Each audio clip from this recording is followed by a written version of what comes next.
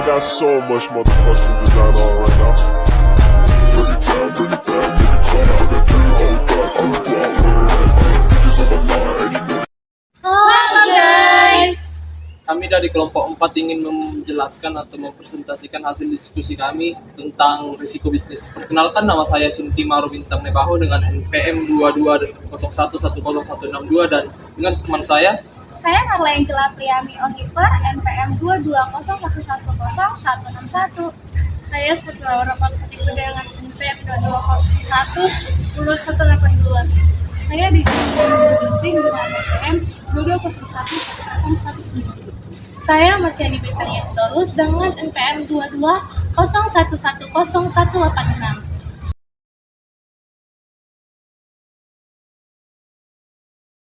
Pengertian resiko bisnis menurut para ahli. Pertama, Peter Ferdian Drucker. Resiko bisnis adalah ketidakpastian yang terkait dengan hasil yang diharapkan dari suatu keputusan atau tindakan bisnis. Kedua, Henry Mintzberg. Resiko bisnis adalah ketidakpastian yang terkait dengan keputusan-keputusan yang diambil oleh perusahaan dalam menghadapi perusahaan lingkungan eksternal. Yang ketiga, William Oscar Brown. Resiko bisnis adalah kemungkinan terjadinya kerugian atau kegagalan dalam mencapai tujuan bisnis yang diakibatkan oleh faktor-faktor eksternal atau internal yang tidak terduga atau tidak terkendali. Nah, adapun jenis-jenis resiko bisnis. 1. Resiko finansial. Resiko finansial meliputi resiko perubahan nilai tukar, fluktuasi harga komoditas, inflasi, dan perubahan suku bunga yang dapat mempengaruhi keuangan perusahaan. Yang kedua, ada resiko operasional, yang dimana resiko operasional itu terkait dengan proses operasional perusahaan seperti kegagalan sistem, kecelakaan kerja, atau perubahan regulasi yang dapat mengganggu kecelakaan operasional. Yang ketiga itu ada resiko pasar, yang dimana resiko pasar itu terjadi akibat perubahan kondisi pasar seperti perubahan preferensi konsumen, persaingan yang meningkat, atau kondisi ekonomi global. Yang keempat ada resiko reputasi, yang dimana resiko reputasi itu berhubungan dengan citra perusahaan di mata publik yang termasuk resiko kehilangan kepercayaan pelanggan akibat skandal atau kontroversi. Nah, yang kelima itu ada resiko hukum, yang dimana meliputi resiko adanya pelanggaran hukum, sengketa kontrak, atau perubahan regulasi yang dapat berdampak pada aktivitas bisnis perusahaan. Yang keenam ada resiko teknologi, yang dimana terkait dengan kegagalan sistem teknologi, informasi, kebocoran data, atau serangan cyber yang dapat membahayakan keamanan dan reputasi perusahaan. Yang ketujuh ada resiko bencana alam, yang dimana meliputi resiko terjadinya bencana alam seperti banjir, gempa bumi, atau badai yang mengganggu kegiatan operasional perusahaan. Ada beberapa penyebab resiko bisnis. 1. Perubahan pasar. Perubahan pasar adalah fluktuasi dalam permintaan konsumen, perubahan tren industri, atau masuknya pesaing baru yang dapat mengubah pasar secara tiba-tiba. Yang kedua, perubahan regulasi. Perubahan regulasi merupakan peraturan pemerintah yang dapat mempengaruhi cara bisnis beroperasi dan mengakibatkan biaya tambahan atau batasan baru. Yang ketiga adalah resiko finansial. Resiko finansial misalnya fluktuasi mata uang, kenaikan suku bunga, atau kebangkrutan pelanggan yang berdampak pada arus kas dan keuntungan perusahaan. Yang keempat itu adalah teknologi. Teknologi adalah perkembangan teknologi baru yang dapat mengubah cara bisnis beroperasi dan memaksakan perusahaan untuk beradaptasi atau menghadapi kekurangan kompetitif. Yang kelima, itu ada bencana alam atau kejadian yang tak terduga. Contohnya banjir, gempa bumi, atau serangan siber bisa merusak infrastruktur bisnis atau mengganggu operasi moral. Yang keenam adalah manajemen risiko. Manajemen risiko adalah kekurangan perencanaan, pengawasan, atau mitigasi risiko dapat meningkatkan kemungkinan terjadinya masalah dalam bisnis. Selanjutnya adalah pengelolaan risiko bisnis. Yang pertama, identifikasi risiko. Identifikasi semua potensi risiko yang mungkin mempengaruhi bisnis Anda, termasuk risiko pasar, finansial, operasional, reputasi, dan hukum. Yang kedua adalah evaluasi risiko. Nilai setiap risiko berdasarkan probabilitas terjadinya dan dampaknya terhadap bisnis Anda.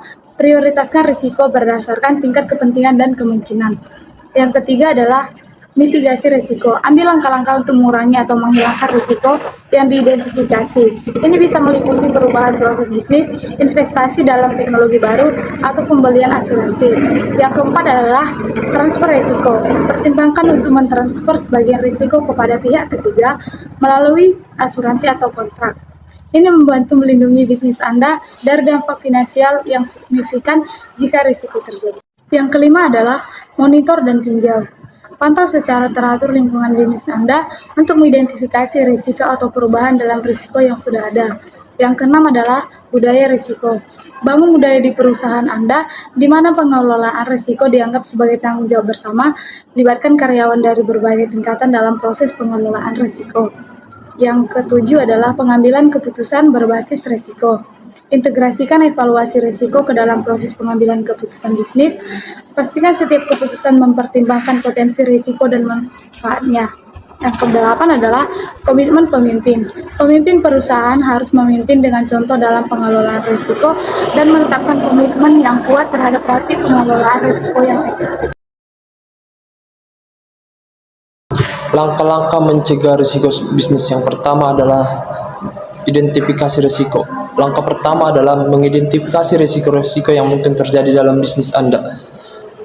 Anda perlu melibatkan secara menyeluruh semua aspek bisnis Anda, termasuk operasional, keuangan, hukum, dan lingkungan eksternal. Yang kedua adalah evaluasi risiko. Setelah mengidentifikasi risiko-risiko yang ada, langkah selanjutnya adalah mengevaluasi risiko tersebut. Anda perlu menentukan beberapa besar dampak dan kemungkinan terjadinya risiko tersebut. Hal ini dilakukan dengan menggunakan metode seperti analisis SWOT atau analisis risiko kuantitatif. Yang ketiga adalah mengendalikan risiko. Setelah mengevaluasi risiko, langkah berikutnya adalah mengendalikan risiko tersebut. Anda dapat mengambil langkah-langkah untuk mengurangi kemungkinan terjadinya risiko atau mengurangi dampak terjadinya risiko tersebut. Contohnya, Anda dapat mengadopsi kebijakan keamanan yang ketat, mengimplementasikan produser pengambilan keuangan, atau mengasuransikan bisnis Anda. Dan yang keempat adalah monitor dan evaluasi. Di sini risiko bisnis dapat berubah seiring waktu. Oleh karena itu penting untuk terus memantau dan mengevaluasi risiko yang ada. Anda perlu memastikan bahwa langkah-langkah pengendalian yang telah diambil masih efektif dan diperbaharui strategi Anda jika diperlukan. Dan yang kelima adalah cadangan dan perencanaan krisis. Meskipun Anda telah mengambil langkah-langkah pengendalian, tetap ada kemungkinan terjadinya kejadian yang tidak terduga. Oleh karena itu, penting untuk memiliki rencana cadangan dan perencanaan krisis yang siap digunakan dan siap diperlukan. Yang keenam adalah asuransi. Memiliki asuransi yang sesuai dapat membantu melindungi bisnis Anda dari kerugian finansial yang disebabkan oleh risiko yang tidak dapat dikendalikan sepenuhnya. Pastikan Anda memahami jenis asuransi yang diperlukan untuk bisnis Anda dan memperbarui polis asuransi secara tertentu. Dan yang ketujuh adalah diversifikasi. Diversifikasi bisnis Anda dapat membantu mengurangi risiko dengan memiliki berbagai sumber pendapatan. Dengan memiliki berbagai lini bisnis atau produk yang berbeda, Anda dapat mengurangi risiko yang terkait dengan ketergantungan pada satu sumber pendapatan. Dan yang terakhir adalah Yang kedelapan, kemitraan dan aliansi. Membentuk kemitraan atau aliansi dengan bisnis lain dapat membantu dengan mengurangi risiko. Dengan bekerja sama dengan pihak lain, Anda dapat berbagi risiko dan pendapatan keuntungan dari keahlian dan sumber daya tambahan. Kesimpulan, beberapa kesimpulan yang dapat diambil dari resiko bisnis adalah: pertama, resiko merupakan bagian alami dari bisnis. Setiap bisnis memiliki resiko yang harus dihadapi. Resiko dapat berasal dari berbagai faktor seperti perubahan pasar, persaingan, perubahan regulasi, atau bencana alam. Penting bagi pemilik bisnis untuk menerima bahwa resiko adalah bagian tak terpisah dari kegiatan bisnis. Kedua, identifikasi resiko. Langkah-langkah pertama dalam mengelola resiko bisnis adalah mengidentifikasi resiko-resiko yang mungkin terjadi. Dengan mengidentifikasi resiko secara tepat, pemilik bisnis dapat mengambil langkah-langkah yang sesuai untuk mengurangi dampak resiko tersebut. Yang ketiga, evaluasi resiko diperlukan setelah mengidentifikasi resiko. Langkah selanjutnya adalah mengevaluasi resiko tersebut. Evaluasi resiko melibatkan penilaian dampak dan kemungkinan terjadi resiko. Hal ini membantu pemilik bisnis untuk memprioritaskan resiko dan mengambil tindakan yang sesuai. Yang keempat, mengambil resiko penting setelah mengevaluasi resiko. Langkah selanjutnya adalah mengendalikan resiko tersebut. Pengendalian resiko melibatkan mengambil langkah-langkah untuk mengurangi kemungkinan terjadinya resiko atau mengurangi dampak terjadinya. Pengendalian risiko dapat dilakukan melalui kebijakan produser atau asuransi. Yang kelima atau yang terakhir, monitoring dan evaluasi terus-menerus. Risiko bisnis dapat berubah seiring waktu. Oleh karena itu, penting untuk terus-menerus memantau atau mengevaluasi risiko yang ada. Dengan melakukan monitoring atau evaluasi secara terus-menerus, pemilik bisnis dapat mengidentifikasi perubahan risiko dan mengambil tindakan yang diperlukan.